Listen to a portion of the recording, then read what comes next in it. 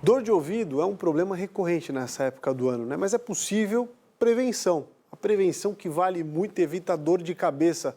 A Juliana Rabelo está ao vivo no nosso estúdio de verão e vai trazer mais dicas para a gente. Evitar esses perrengues, ainda mais com criança e pessoas de idade que sofrem muito mais, né? Oi, Ju! Oi, Polito. Boa tarde a todos. É isso mesmo, a otite, ela nada mais é que uma infecção, né? Aquela dorzinha que a gente sente no ouvido, que às vezes até vai assim para trás da orelha, uma dor aguda. Eu falo isso com propriedade porque neste verão eu tive otite, eu mergulhei ali no mar do Rio de Janeiro, ali durante as minhas férias, voltei com otite, tive que fazer um tratamento com remédios, né? E para a gente falar sobre isso, porque existe algumas diferenças, né, de otites. Otites diferentes, otite do verão e uma otite que causa, assim, durante outra época do ano. E eu estou aqui com o médico, né, o doutor André Maranhão, que é otorrinolaringologista, olha o trava-língua aí, para a gente falar sobre isso, sobre a otite. Eu gostaria que você explicasse o que é a otite e também já emendasse explicando a otite de verão. Boa tarde, agradeço o convite, é um prazer estar aqui com vocês. Bom, primeiro acho que é interessante nós dividirmos a nossa orelha em 3 compartimentos. Temos a orelha interna, onde está a cóclea, labirinto, a orelha média, onde tem o tímpano e os ossinhos da audição, e a orelha externa, canal auditivo e o pavilhão auricular. A otite do verão é a otite externa, ou seja, ela comete principalmente o canal auditivo e pode se estender aqui para a orelha externa. E por que no verão tem tanta otite, doutor?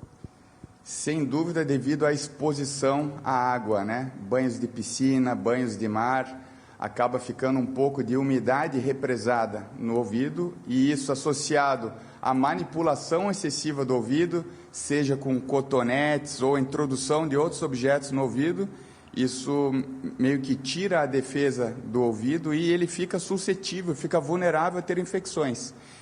E o que a gente pode fazer para prevenir? Porque assim, a gente não pode estar com aquela dor, como você acabou de falar, colocar ou cutucar com cotonete e tal. O que não fazer e o que fazer? Certo.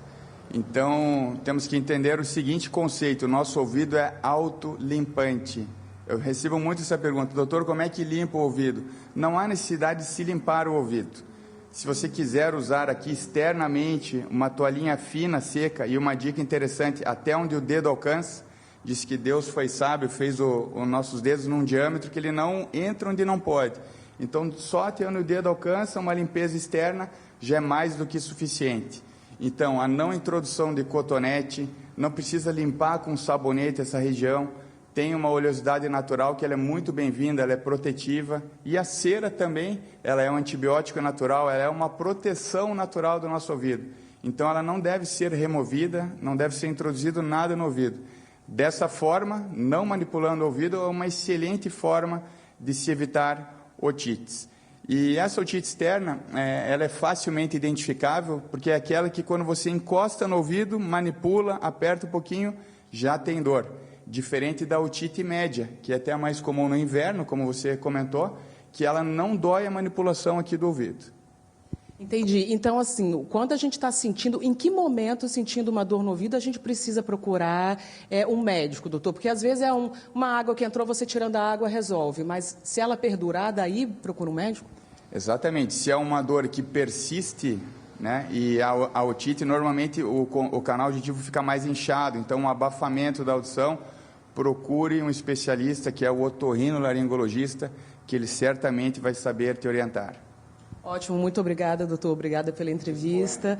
É isso, Polito. Então, aí as dicas para a gente se cuidar e evitar a otite do verão. Eu volto com você.